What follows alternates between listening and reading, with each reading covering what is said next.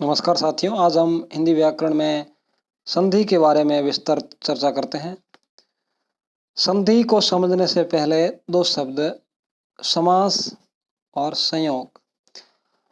समास दो शब्दों का मेल है और संयोग जो है दो वर्णों का मेल है। संयोग में दो वर्णों के मेल से बने शब्द में जो है विकार उत्पन्न नहीं होता। दो शब्दों के वर्ण आपस में जुड़ जाते हैं, उनमें कोई विकार उत्पन्न नहीं होता। लेकिन जब दो वर्णों, चाहे वो स्वर हो या व्यंजन के मेल से अगर विकार उत्पन्न होता है, नया जो शब्द बनता है उनमें कोई ना कोई परिवर्तन होता है, तो उसे संधि के नाम से जाना जाता है। संधि का सामान्य अर्थ है मेल। दो अक्षर मिलने से तीसरे शब्द की रचना होती है, इसी को संधि कहते हैं। अगर सरल शब्दों में बोले, दो शब्दों या शब्दांशों के मिलने से नया शब्द बनने पर उसके निकटवर्ती वर्णों में होने वाले परिवर्तन या विकार को संधि कहते हैं। संधि विच्छेद, उन पदों को मूल रूप में पृथक कर देना संधि विच्छेद है। जैसे उदाहरण दिया हुआ है, हिम प्लस आलय बराबर हिमालय, या हिम प्लस आलय, ये हिम का ये मैं और आलय,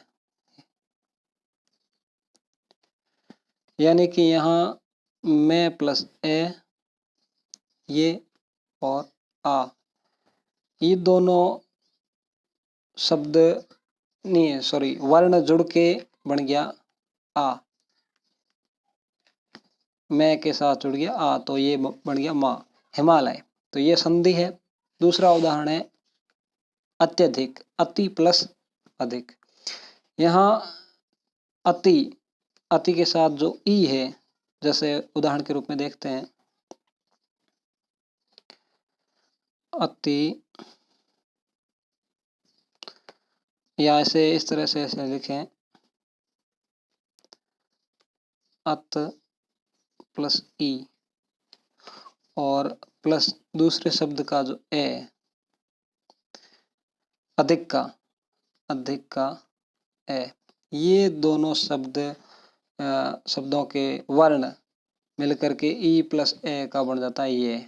तो इस तरह से ये विकार उत्पन्न होता है, नया जो शब्द बनता है उसमें परिवर्तन आता है। तो ये सभी जो है संधि के उदाहरण है। उदाहरण के रूप में यहाँ कुछ अन्य शब्द लिखे हुए हैं, यथा प्लस उचित, यथोचित, ये यथ प्लस आ प्लस उ, ये दोनों शब्द वर्ण जुड़े हैं।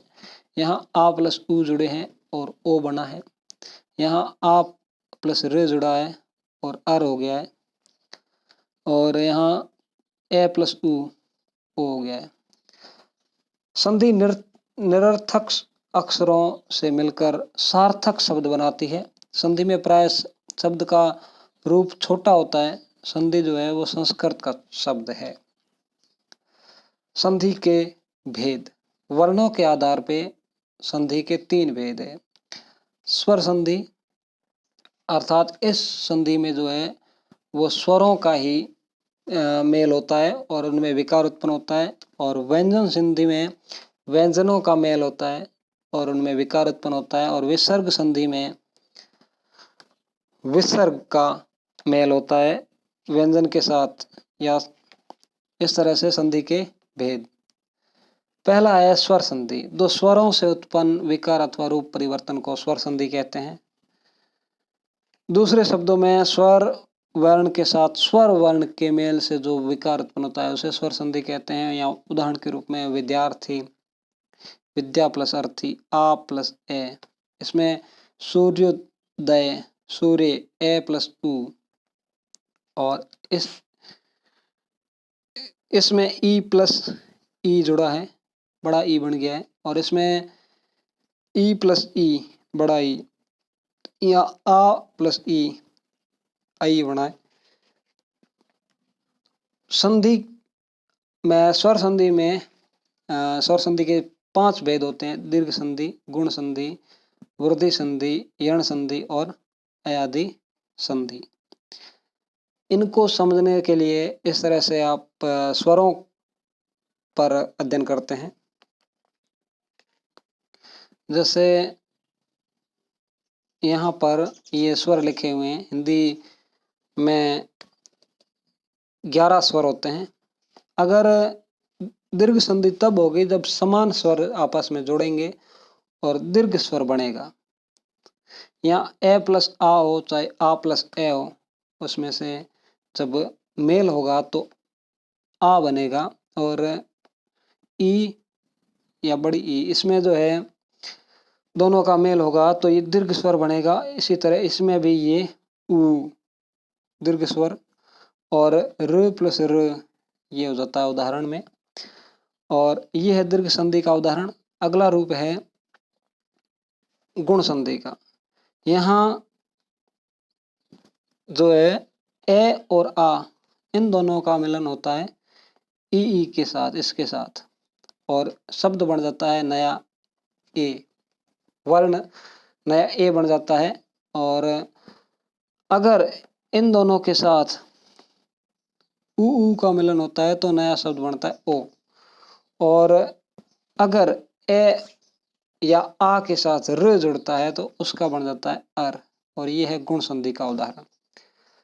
इससे आगे देखते हैं, जैसे ए या आ के साथ अगर ए या आई जुड़ता है तो उसका ये शब्द बन जाता है ये वर्ण, और ए या आ के साथ ओ या औ जुड़ता है तो उसका ये शब्द का वर्ण में ये परिवर्तन हो जाता है।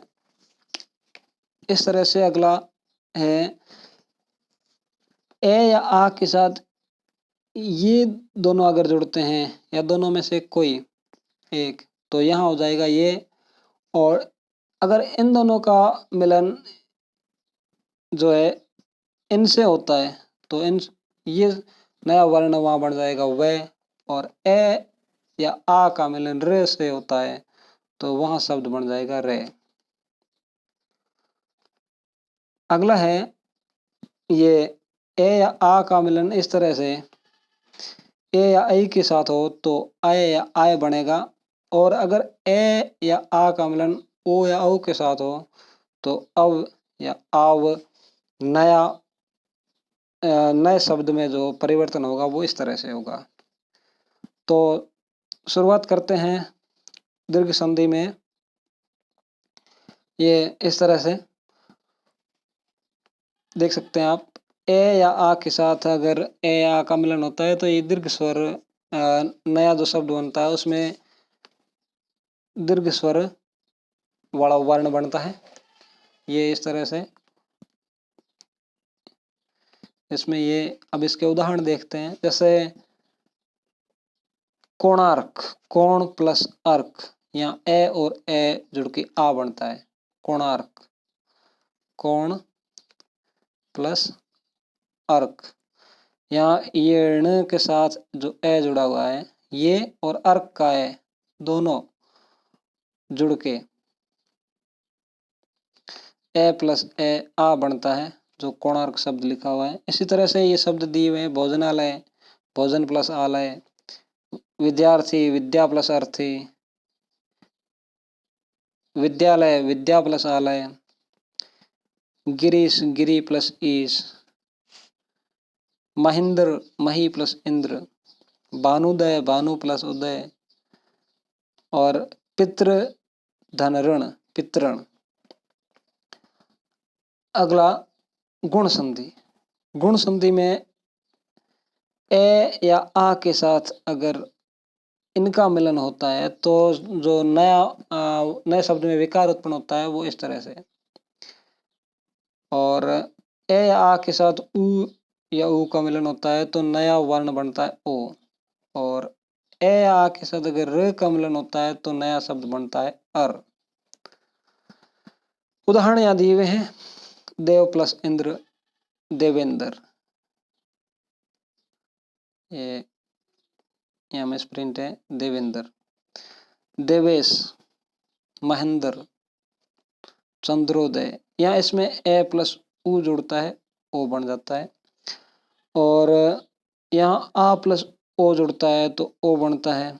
यहाँ ए प्लस र जुड़ता है देवर्षि, देव प्लस ऋषि। या व के साथ जो ए जुड़ा हुआ है वो ए और रे जुड़ के अर बनता है, देवर्षि। और महा प्लस ऋषि, महर्षि। वृद्धि संधि, वृद्धि संधि में ए या आ के साथ ए या आई का मिलन हो तो ये आई वहां जुड़ता है, और ए या आ के साथ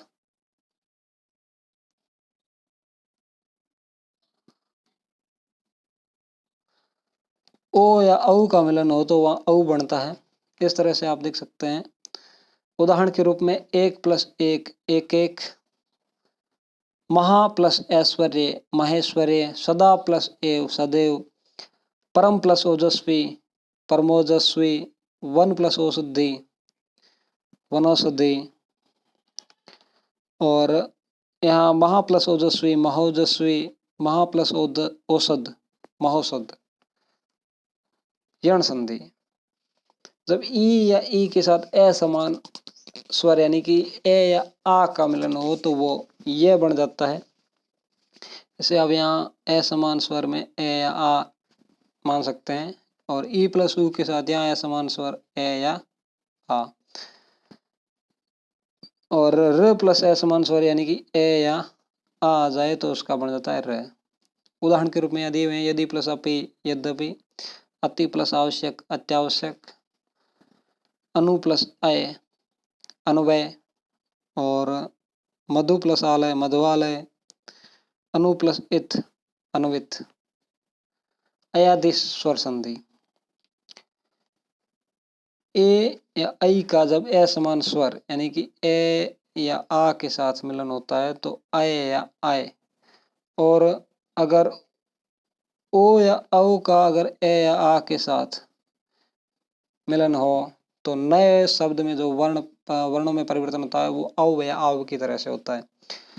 उदाहरण आप देख सकते हैं, ने प्लस अन नयन, गए प्लस अक गायक, भो प्लस अन भवन, और बहु प्लस उक भावुक। यहाँ आप एक और उदाहरण जैसे देखते हैं, जैसे पो प्लस अन पवन। एक और उदाहरण जैसे यहाँ हो जाएगा ये